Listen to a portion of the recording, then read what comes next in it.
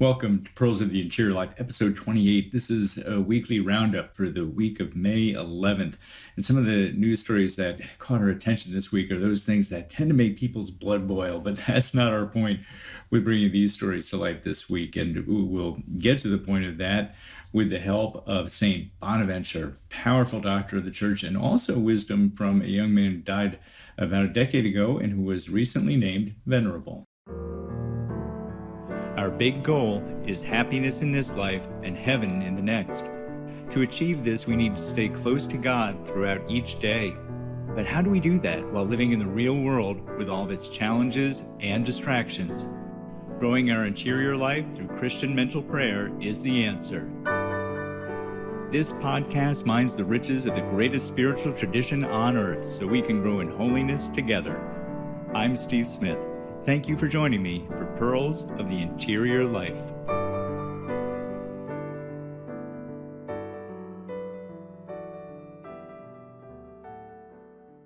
Well, thank you again for joining on this podcast and making this time for the Lord. So we're going to be looking at a couple of different stories that tend to be hot button issues, but always our point here, remember, we're looking for the deeper spiritual truth. So be at peace. We're not just going to stay there mired in acrimony.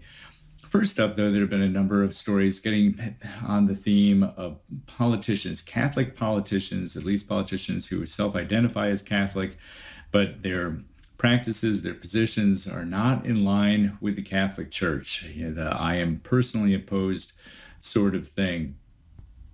And also, there's an increasing awareness of censorship, not coming from governments these days, but now coming from the main channels of social media, Twitter, Instagram, Facebook, and the like. And everyone feeling a little bit of that pressure and that crackdown. Here we are, political and social issues that tend to make us just feel so good inside and bring everybody together. Maybe not so much. All right, so why are we bringing these up, especially on a Friday? Certainly we don't want to just descend into acrimony and darkness. So what is it about these that do tend to get people so worked up? Why are these hot button type issues? And the reason is because when we're approaching them at our best, not just with self-interest or trying to advance some agenda or get something out of it, but at our best we get worked up, is because we think that we're right and that these issues, these news stories either represent something that's wrong, or if you don't agree with them, then you are in the wrong. It's this testing of right and wrong, and at the core of that is the issue of truth. So there is our theme for today, truth. And that's what's really underlying these things, are people's search for truth, and that's what pits us against one another on these types of things. All right, so 3 things to think about with truth, 3 things to carry with us, both for engaging the world, and then especially when we get to the third one, for engaging our interior life, because both of these things matter. And these 3 things, what's interesting about them is they're going to be in ascending order of how challenging they are, especially how challenging they are, again, to the world. So the first thing about truth is just that it exists. Okay, this is obviously where Pontius Pilate famously went off the rails. What is truth? Well, truth does exist, and it's really quite simply when our mind conforms itself to reality. Truth is simply accepting reality, and everyone got this up until the time of Immanuel Kant. Well, one other than Pilate, but deep down, everyone got this, and Kant is the one who really brought to the mainstream subjectivism, and there is no absolute truth. But by and large, most people in their gut have that sense that there is truth. This is where the transcendentals are so powerful: truth, love, and beauty, because everybody has that sense that there's something bigger, there's something greater than us, and that because of that, there's something written into us, that these things just make sense. Yeah, on a side note for a different day, that's why these are so powerful for evangelization, because again, it taps into that sense that people have that there's something greater to life, there's a greater meaning and purpose to life than just simply getting through the day to Netflix in the evening or what have you. And so first, truth exists. The second one, as we move up the latter now is related, but it is distinct, and is that there is just one truth. This is where we tend to run into a philosophical challenge in the world, where people want to have their cake and eat it too, and have, this is good for me, that's good for you. Another way you could word that is, I have my truth and you have your truth. It's all good. But whatever isn't simply a matter of opinion or preference, what kind of donut is best, cake donuts, by the way, then is subject to truth of accepting that reality. And you can't hold two of them at once. The chair isn't made of wood and metal. Something isn't both living and not living at the time of conception. Only one can be true.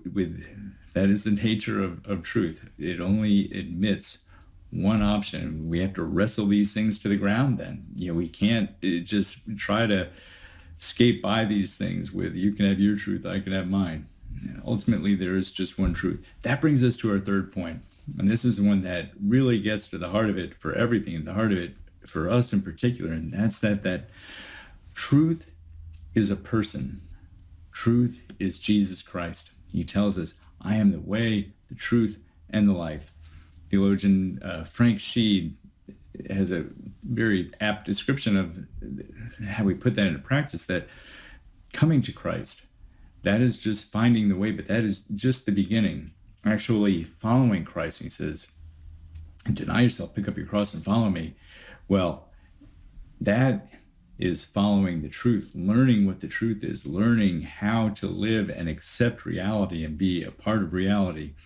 So, and that's also why number one and number two are true. Our first point, truth exists because Jesus Christ exists. He is truth.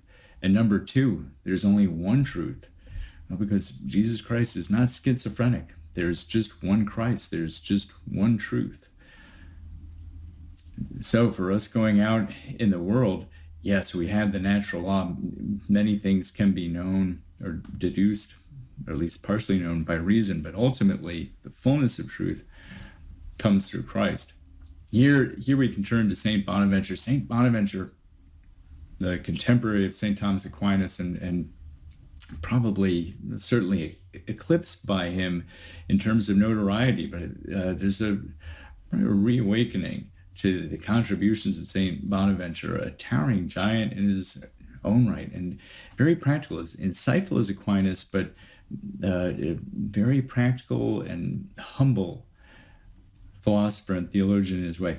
He has this to tell us about truth. First, he says, in Christ are contained all the treasures of wisdom and knowledge of the hidden God, and he is the medium of all knowledge. Or you could say all truth. He is the medium. We only truly come to it through Christ, wherever or not. If you're saying something truthful, it's thanks to Christ, whether or not you're a Christian. And then he has this beautiful thing. He viewed life as a journey, that we're always ascending towards God. And on that journey, he says, lead me forth, Lord, in thy way, and let me step in thy truth. Let my heart be glad that it fears thy name. Again, that God, that truth leading him on the way.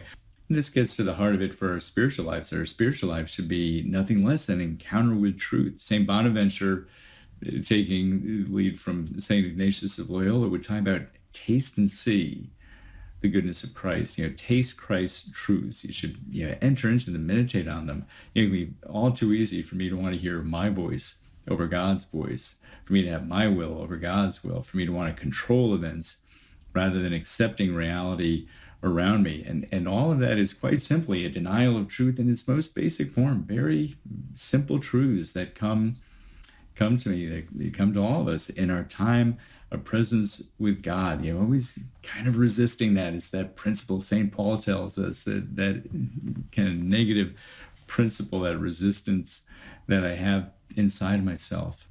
And lastly, we recently had a young man from Italy who was declared venerable by Pope Francis. Matteo Ferrero is his name. And along the lines of truth, he had this to say in his personal vision of evangelization to other teenagers. And this is about a decade ago. And he wrote, "I hope to succeed in my mission to infiltrate among young people, speaking to them about God, illuminated by God himself." Illuminated by God himself. There is truth. With that, I wish you a wonderful weekend to go out and be an agent of truth, and I look forward to being with you again.